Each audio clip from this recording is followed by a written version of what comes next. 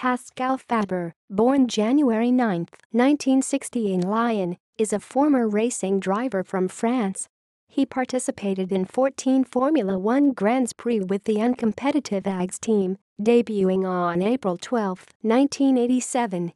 He scored no championship points and was replaced before the end of the season by Roberto Moreno. His best finish was 9th place in both the French and British Grands Prix.He later raced for Courage Compétition from 1988 to 1990 in the World Sportscar Championship and made short-term appearances for various other sports car teams throughout the 1990s. Racing record: 24 hours of Le Mans results. Complete Formula One results. Key references. External links. Profile at grandprix.com.